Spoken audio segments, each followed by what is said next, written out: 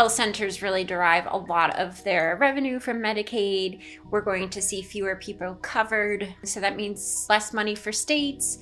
It means less money for you, less money for other providers. Health centers are masterful, as you know, at figuring it out and stretching the dollar to the farthest possible extent. But I do think in this particular environment, in this moment, with all of the different challenges they face, it's not going to be easy to withstand what's coming. The number of children covered by Medicaid is going to decline. Yeah. And I think those are these unintended consequences, this collateral damage, if you will, that people aren't talking about and they're not thinking about. And that's one of the things that kids, for example, is just one of the things I'm most worried about. I think it's going to have an impact in every corner of the country. Red state, blue state, doesn't matter. I think good policy requires a village. I believe that means having government folks. I think it means having the providers, having health centers at the table, having advocates, and certainly patients come to the table. And I think that having everybody at the table at the beginning to develop policy just makes everything better. It makes sure that you will end up with good policy. Today on Community Health Centers Unfiltered, we're going behind the budget because policy decisions don't just live on paper. They shape how care is delivered every day. Right now, community health centers are navigating a complex landscape of federal funding changes, Medicaid shifts, and state-level decisions, all of which have real implications for providers and the patients they serve. My guest today is Jessica Schubel, a nationally recognized expert in health and aging policy who has had a front row seat to many of these budget decisions, from her time at the White House to the Center on Budget and Policy Priorities and the Center for Medicaid and Medicare Services. In this episode, we break down what's happening behind the budget in plain terms and what it means for community health centers today and in the years ahead. It's a really important conversation. I'm excited to dig in. Hi, Jessica. I'm really excited to talk to you today. Just to get us started, can you introduce yourself and just tell us a little bit about yourself? And thank you for having me. I'm Jessica Schubel. I am a former special assistant to the president for healthcare during the Biden administration, but I kind of just describe myself as a Medicaid wonk is really how I would describe myself. Yeah. Okay. Well, then that means you have a very practiced and brilliant brain because that is one of the most complex programs that there is. So really excited to have the conversation today. Just to get us started, you had a front row seat in the federal and the state budget negotiations. And when you look at the current landscape, what is the most consequential funding shifts affecting health centers right now? I mean, without a doubt, the changes that the HR 1 or the big, beautiful bill have made to Medicaid and even the ACA are the biggest changes. I know health centers really derive a lot of their revenue from Medicaid. We're going to see fewer people covered under Medicaid because of the work requirements. There's all of the different financing changes that are happening with provider taxes and state-directed payments and everything in that realm of Medicaid financing. So that means, less money for states. It means less money for you, less money for other providers. And I also think, I was taking a look at the president's budget that just came out. Honestly, I had forgotten that they dissolved HRSA. So I was hunting around trying to find the line item for community health centers in the HHS's budget in brief. I saw that it was on the upside, it wasn't cut. Yeah. However, it didn't really grow either in relation to the significant changes and reduced revenue that we'll see on the Medicaid side. So for your community, I definitely see that there's just going to be less money to go around. Yeah. So. Yeah, we were just having a conversation about that where health centers are facing a lot of strain sort of from every direction. And I think with the implementation of HR 1 and the fact that like you mentioned, the health center funding has effectively been stable. We also talked about the fact that sometimes staving off a cut is actually a great success and a victory.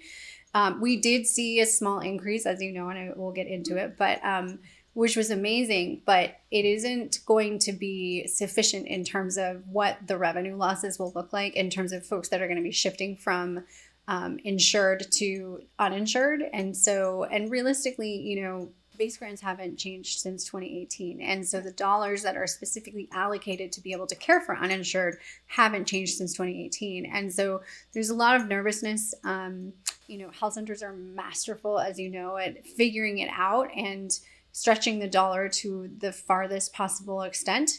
But I do think in this particular environment, in this moment, with all of the different challenges they face, it's not going to be easy to withstand what's coming.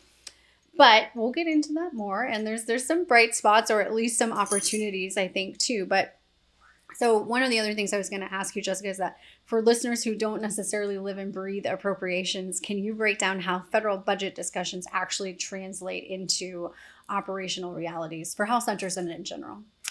I think it's more of an art than a science. There is the general process, which is what is actually just starting now, right? So the president, in normal administrations, would send out a budget.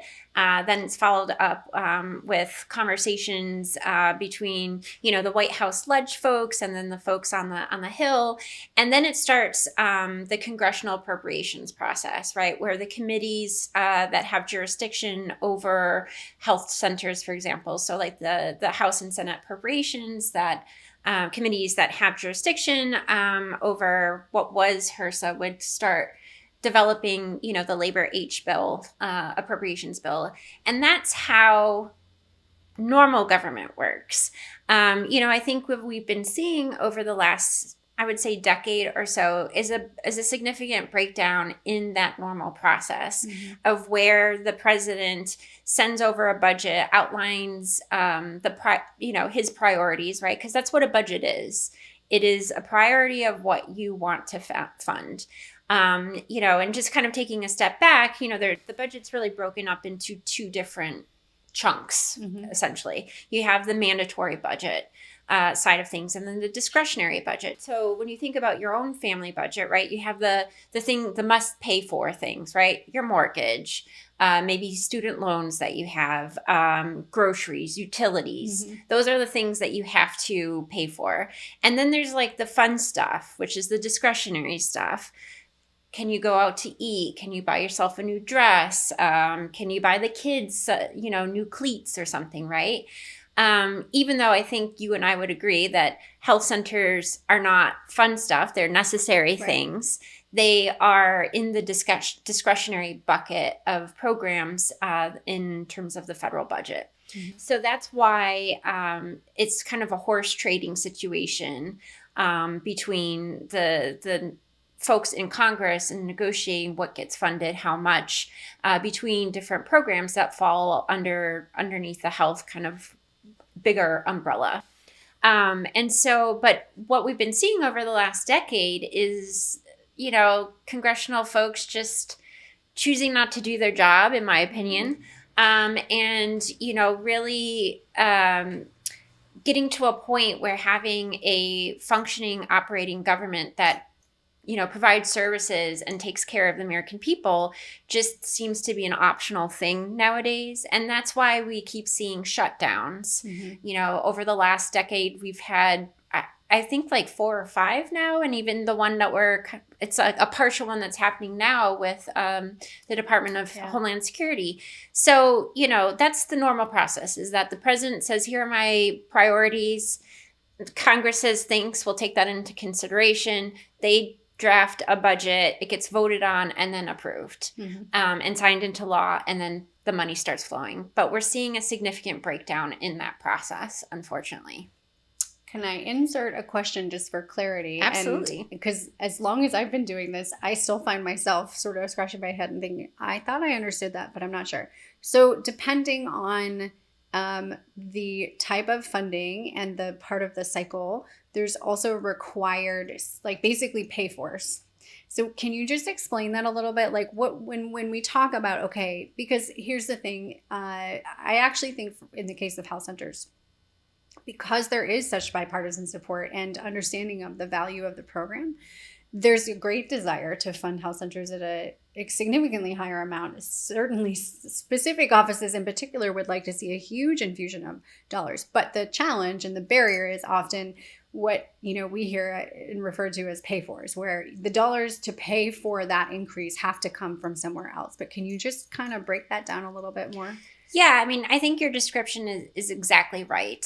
We can talk a little bit about this in the context, for example, of the Big Beautiful Bill, or HR1. So in order to give, significant tax credits and a lot of money to billionaires and corporations, the Republicans decided to take money out of Medicaid to the tune of $1 trillion over the next 10 years. That's a lot of money, and that's going to affect your bottom line. But if you think about like a kind of a ledger, right? An accounting ledger, there's the things that you want are going to cost money, and the things that you're going to need to pay for or use savings.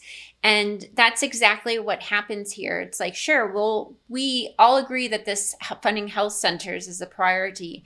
But, we're going to have to maybe take money away from the military, or from not the military, but other discretionary programs like SNAP, for example, or something in the education department. There's always a balance. It's like a scale, right? Yeah. And that's why seeing the president's, budget is so helpful in setting that, because those are the priorities, the direction that the president wants to take the country in. And so, it's unfortunately we're in an era, this administration and the congressional Republicans have a very different view of what is important for this country in terms of funding. Yeah, it's interesting that you framed it that way, though, because I think it's when I think about the president's budget, there's lots of information that can be extracted from it. And depending on the year and the administration and all kinds of different factors, the weight of that budget can be very different. But I do think it's interesting to think of it through that lens, Jessica, of, how you described it as sort of like, okay, it's a roadmap of priorities. And if we're thinking through the lens of, that balancing, it's sort of like, okay, well, the dollars have to come from somewhere else. The challenge, and I've sat through congressional meetings where they're like, well, where do you want to take the money from? Which is an impossible question, especially in the work that we do, where it's all worthy, it's all needed. And I have many years said to advocates, that's a trap, don't answer it. But I do think it's interesting to think of it in that context of sort of like, okay, in this moment in time, what is being prioritized, and where something is not being prioritized, is there an opportunity to say, look, I'm not going to tell you where to take the dollars, but I can tell you that, here's what I understand of the priorities, and let them figure it out. But I digress. That's a whole other conversation. I'd love to lean into Medicaid a little bit. I know that's your expertise. So it's an incredibly important program for health centers, as you know. And I think one of the questions in particular is just what Medicaid changes should leaders be paying close attention to right now? But the biggest one, quite frankly, is work requirements. There could be a range of, up to 10 million people that lose coverage because of them. Most people who are covered by Medicaid are actually working. And the fact that, and those that aren't working are taking care of a child, maybe taking care of someone who has disabilities, maybe their spouse, an aging parent, or going to school. And so, like I said, the majority of folks are already working. They're working in low-paying jobs that don't offer health insurance. So think about, fast food workers, or maybe someone who works at the car wash, the local Tom's car wash, something like that. And so the point of all of this is to get people tripped up over like paperwork and red tape, right? Because now they're going to have to report that they are working 80 hours a month, or if they're not working, volunteering or going to school, or have some type of exemption from these requirements. So that is by far the biggest hurdle that is coming down the pike. The second one is for Medicaid expansion adults. They're going to have to renew their Medicaid coverage twice a year. Right now, it's just once. Yep. So again, you're adding more complexity to the system. And I'm going to say spoiler alert for anyone who watches the Pitt. So if you watch the Pitt and you haven't seen the April 2nd episode, cover your ears. But one of the storylines was this, young adult who came into the emergency room and couldn't breathe and was in, severe respiratory distress. And they kept saying, well, why don't you have your medicine anymore? And his mom said, he lost his Medicaid coverage. And at first I was thought to myself, well, I wonder if they'll go back and say, why did you lose your Medicaid coverage? And they did. Mm-hmm. The nerdy health policy person was like, this is great. And it was because when the state sent the renewal form, they sent it to the wrong address. Yeah. And so I thought that underscored perfectly how red tape can lead to some very, very dire, consequences, where a young adult who, should have been covered wasn't, and ended up in a more costly place to get care because he couldn't breathe. Than if he had coverage and got his, inhaler, for example. So that's just another issue. So you have work requirements, you have more frequent eligibility checks. And then, as I mentioned at the top, you have all these financing changes that are really eroding how states can generate money to pay for their share of the program. And I think there will be also some other kind of downstream impacts short of lower reimbursement rates or how much states can pay providers. And in addition to kind of like the group that you assume will lose coverage, right? Which is the adults who are subject to the work requirements or the more frequent eligibility checks. But I'm actually very worried about kids. Because we saw when the ACA was implemented that when parents had coverage, their kids got coverage too. Right. So we saw this amazing, welcome mat effect where more kids who should have been covered, their parents were like, oh, I'm covered too. And their children were then also covered. And so my worry is that when parents start losing coverage because of these more frequent eligibility checks and work requirements, they're going to think their kids are going to lose coverage too. And, one of the things I'm super proud of at my time at the White House was working closely with the Department of Education and then HRSA to really move forward and increase the number of school-based health centers that paired with schools and really, were able to treat children at school, provide them the care that they needed to keep them healthy, to help them learn, to help them grow, to help them thrive.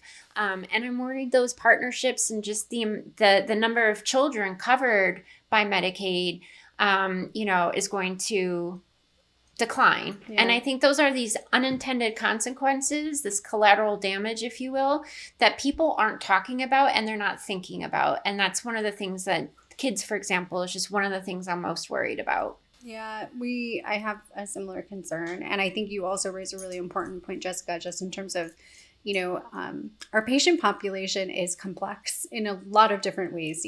Their particular health needs are quite complex in most circumstances, but I think also just their reality in terms of what it looks like, whether it be, caregiving, multiple jobs, sometimes English as a second language, transportation, mental behavior, you name it. There's just so many different layers to it. And so I think to your point, I think there's concern over what redetermination and adding that sort of 6-month standard in there is going to look like. And I haven't seen that episode of The Pitt, but now I'm really curious. It's not a show I've been keeping up with, but kudos that they, it's a very real example. They do a lot of health policy things in that show. So yeah, highly recommend it. And again, sorry for spoiling it for anyone. No, I think it's great. But I think like that, frankly, like that's a really important education tool to give people a heads up. I also think, health centers are there and they're going to treat, whoever comes through their doors, regardless of coverage. But their particular scenario, like we talked about earlier, if someone moves from insured to uninsured, they don't have any additional dollars to be able to support that. And so there will come a point where things are going to break. I hope we don't get there.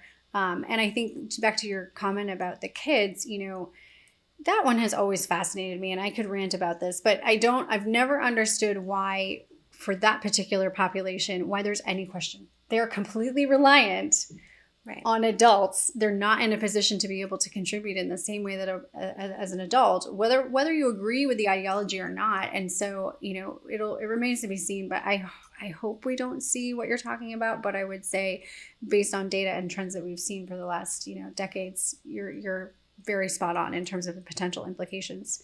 And we haven't even talked about the implications of the ACA enhanced tax credits going, because to your point about having more people uninsured, we know that about 1.5 million people did not renew their ACA coverage this year. So, and then we know that other folks went to cheaper products, which don't offer as more robust coverage. And so I think, it's a compounding situation where you have more people without Medicaid coverage, without ACA coverage going and showing up at your door where you have to treat them. But, you're on the hook for paying for their costs. And at the same time, you're not getting any more money through the grants that you also rely on. So, yeah, I mean, that's been a big topic of conversation. Obviously, we saw, and we mentioned this, we saw that increase, which is fantastic on the mandatory side. But the reality is it's been basically flat. And even with that increase, which we're very appreciative of, it just is not going to be enough to stem the losses that are going to happen and the additional burden. But that's actually a good segue into the next part of my question for you. Just thinking about state level budget decisions that can either amplify or offset what's happening federally. Do you want to speak to that a little bit and sort of what you're seeing and what we should be thinking about? Sure. I mean, I think going back to my kind of initial thought of what a budget represents, which you put it in a really good term of like a roadmap of priorities. So, states, it's a trickle down effect. What happened last summer through the HR1 or the big, beautiful bill rolls down to states.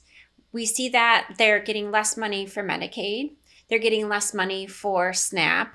They're getting less money for a whole host of different programs. And so they're going to have to make decisions of, do we cut one program to fund another one? It's a little bit of robbing Peter to pay Paul. Or do we raise taxes? And I was doing some research for a piece that I recently wrote in Health Affairs blog, where there are states, and generally blue states, that are, relying on their counties to help fund Medicaid. And those counties are actually increasing property taxes to do that. I think in those states, they prioritize certain things over, other states, not to make this red and blue. But I think the issue here is, people, poor people in the South or in other red states, health centers that are in these states are going to be even on a worse footing than poor people in other areas of the country where they have made it a priority to keep funding healthcare, to keep funding food assistance, to keep funding schools. And, it's for me, it's personally very sad to see, but I think we'll see an ever-growing widening of kind of inequality between people who live in red states, particularly rural areas, and, kind of the coastal states, if you will. But I think, states are in a really tough position because unlike the federal government, they have to balance their budget. Yeah. And so to your point about the scale, about what are the pay-fors, what are the offsets, they're in a much tougher bind than the federal government is, just because they have to live within their means, within a budget. They have to pass it. It has to be balanced. And so, I think we're going to see a lot of tough choices being made of cutting services, cutting provider rates. We've seen that actually in the home care space, in the Medicaid home care space, where they're cutting provider rates, or they're increasing waiting lists to keep people off of the program so they can keep the program running, but at, reduced capacity. So I think it's those types of trade-offs that you're going to have to see we will see in the states, particularly, as budget season ramps up and continues in the upcoming years. Yeah, 100%. I mean, I think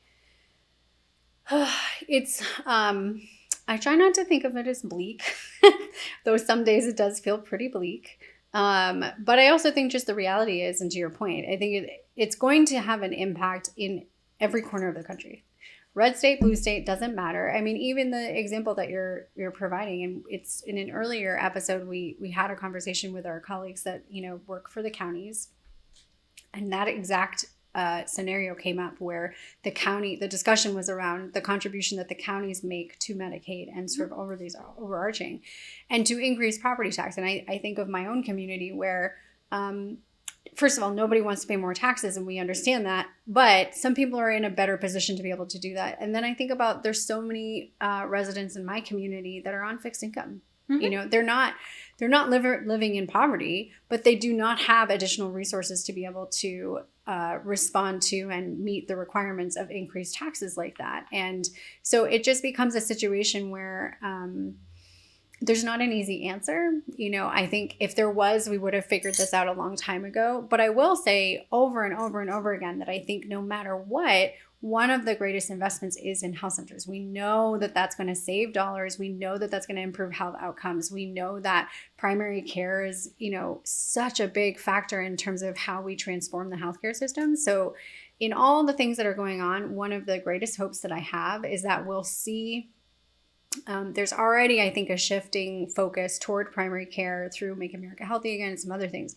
But I hope there will be an added attention and focus on investing in health centers in order to be able to meet and address the needs that are only going to continue to rise because of some of the policy changes. So it's sort of like, and I said this, in another conversation, my commentary on, right or wrong is irrelevant at this point. It is the policy, it is the law.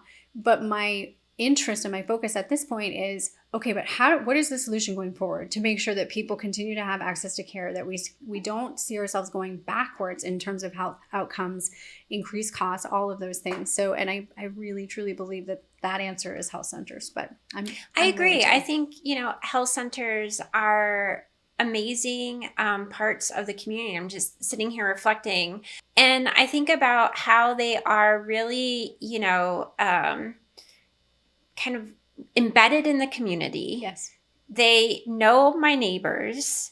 They often have extra longer hours. They're more tailored to, providing services and care in the neighborhood versus, when you think of the 9 to 5 type of going to the doctor's office, right? And and again, because it's located in the neighborhood that you live in, it's easy to access, it's just, they're really kind of like the standard bearers of health in a community.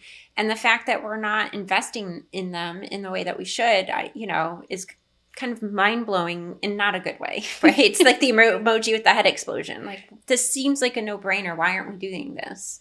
Well, we're working on it. I think, that's so much of why ACH exists, and, the persistent advocacy and the incredible work of our members. But I think, going back to the conversation earlier, I actually think, we have this beautiful history of bipartisan support, both in Congress and across administrations. And so I think the support exists. I think what it will come down to, and the hard thing is, it's tough decisions, like we were saying earlier. It's sort of like, okay, well, the dollars have to come from somewhere.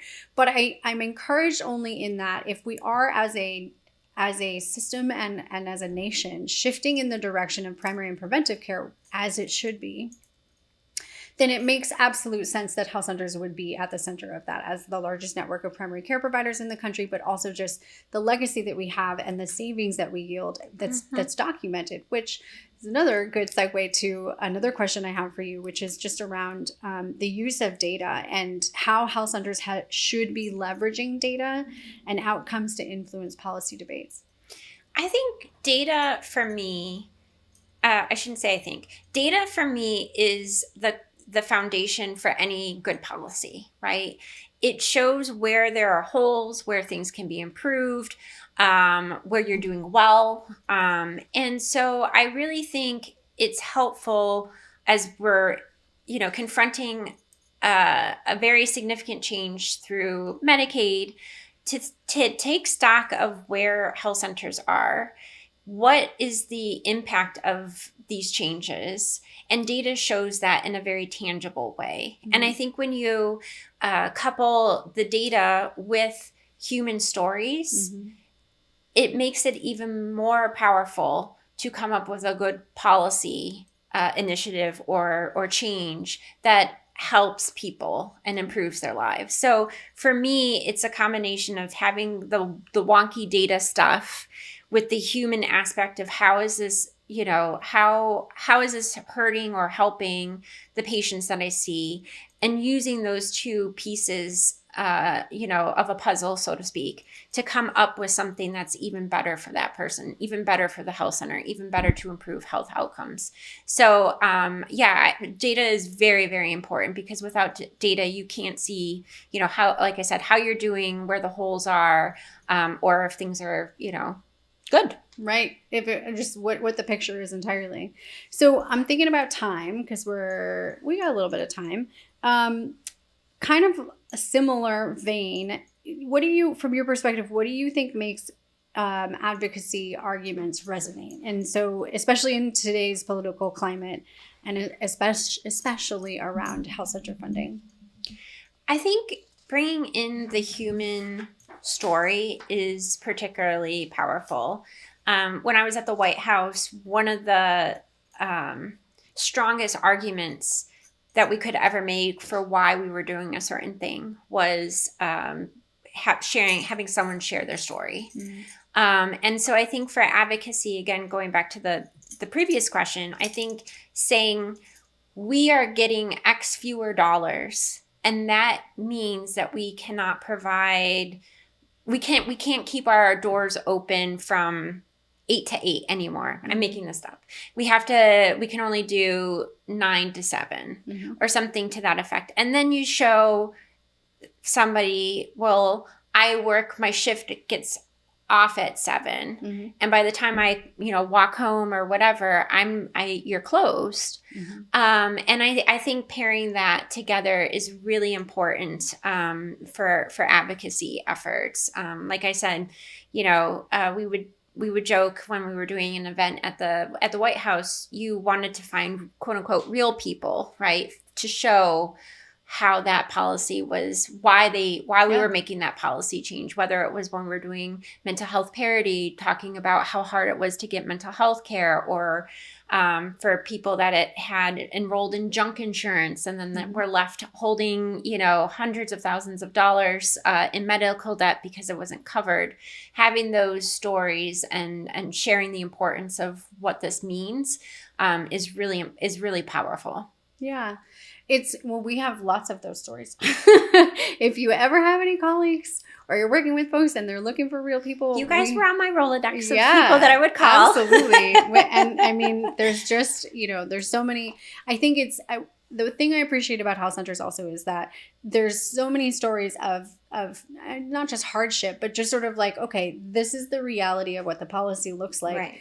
Both positive and negative. I think there are times where there are incredible strides that are made by sometimes really small policy adjustments or regulatory changes, but the impact for real people is massive. And so, that's one thing I do appreciate about our members and about health centers in general, is that they're really able to extract that and show. I think it's a nice marriage of frankly, the work that you do, the work that ACH does, to sort of translate, like, this is what the policy is going to do or look like on the ground. And then the health center being able to say, okay, and this is what it is in action. But another question for you, thinking about just different populations that health centers are working with and the aging population. So health centers are increasingly on the front lines of caring for older adults. And as you know, many of them have very complex health conditions, chronic conditions. So from a policy perspective, are we doing enough to support health centers in meeting the needs of the aging population? I think that overall, we are doing an insufficient job of meeting the needs of older adults. And that's not one sector or one industry's fault. I think collectively we can and should be doing more to help older adults. This is an area that, I started to look into more when I was at the White House, and now following my White House career, doing a lot more thinking of how can we improve aging, longevity, how we get healthcare, how we live as we get older. Because despite what we all hope, we are getting older, every single one of us.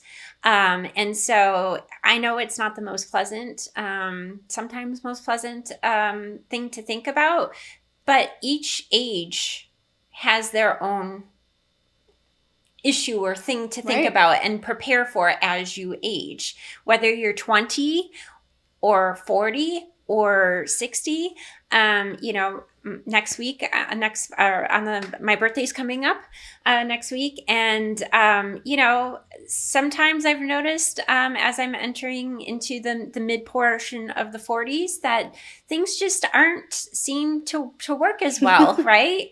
But on the flip side, I feel more mentally sound, happier than I was when I was 25. So, aging doesn't have to be a bad thing. Right. And so I think there's a little bit of just some societal work, right, that we need to do. But I really think we need to collectively come together as a healthcare system to think about how can we support the needs of older adults better and more efficiently, right?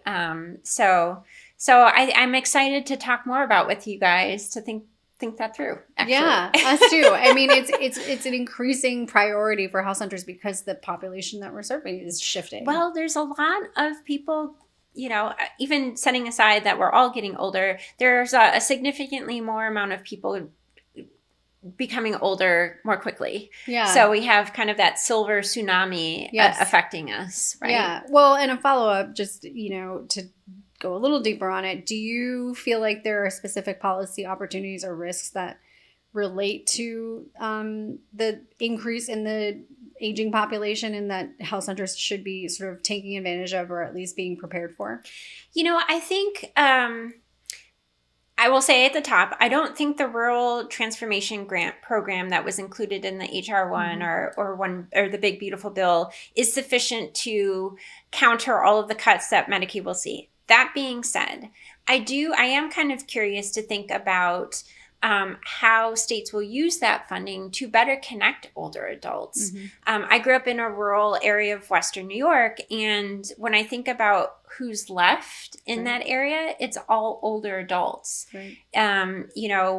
My grandparents have passed away, but 10 years ago when I was going back home to visit them, it was just older adults. And, one of my grandmothers was living in a nursing home, and she had to make a decision of driving an hour to Buffalo or driving an hour to Rochester to get care. Right. And I think, I'm very curious to see how states use the rural transformation money to help health centers better take care of older adults and other folks who live in rural areas. So I'm really curious to see how that's going to shake out too. That'll be another conversation we'll have you back, because I think there's just still a lot of question marks around how those dollars are going to be invested and utilized. I think, there are some places where I think it's been very intentional and positive for health centers, where they've been brought in right at the onset and are not just sort of at the table. They're helping to architect and design.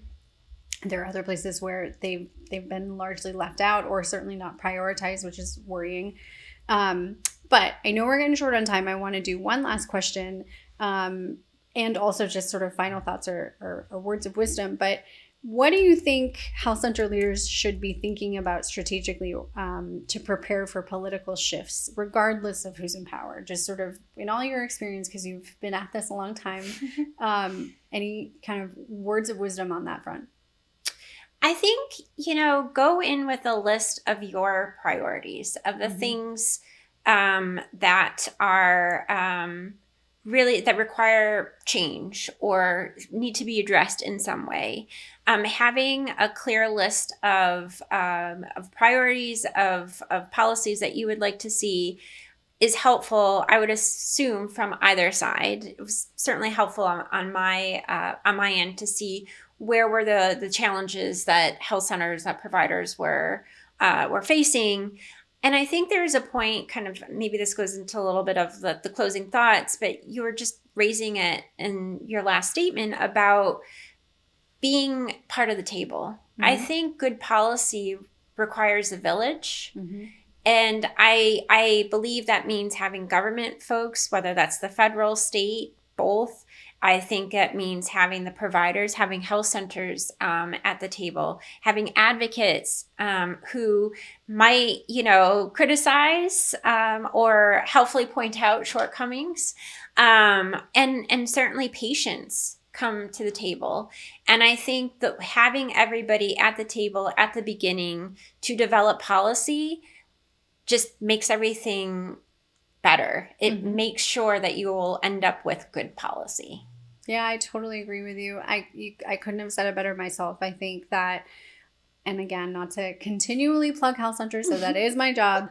I think they're in a really beautiful position to be able to bring many of those perspectives and to identify people that can sort of sit at that table. But I absolutely agree with you. And it's, I'm really proud of a lot of the work that ACH has done to make sure that we are not just at the table, but helping to design and architect. That was part of the vision and the inception of the organization. But man, there's a lot of work to do. But really appreciate the conversation, Jessica, and the work that you're doing. And thank you. It's going to continue to unfold. So we will definitely have you back. Absolutely. My pleasure. To talk more. And thank you so much to everybody for joining us. If you enjoyed the conversation, we encourage you to join us again for Community Health Centers Unfiltered. Subscribe and share with your friends and colleagues. And just very, very grateful for all the work that I know you all are doing in the field. So thanks so much. Jessica, thank you so much for joining us and for helping make sense of what can often feel like a complicated and fast-moving policy landscape. What this conversation really highlights is that behind every budget decision are real-world impacts on providers, on communities, and on patients who rely on community health centers every day. And as the landscape continues to evolve, understanding how policy translates into practice and staying engaged in those conversations will be critical to sustaining access to care. It's also why organizations like Advocates for Community Health remain deeply involved, working to elevate the voices of health centers and ensure these decisions reflect the realities on the ground. For those listening, this is a moment to stay informed, stay connected, and continue advocating for the communities we serve. Thank you so much for being with us, and we'll see you next time.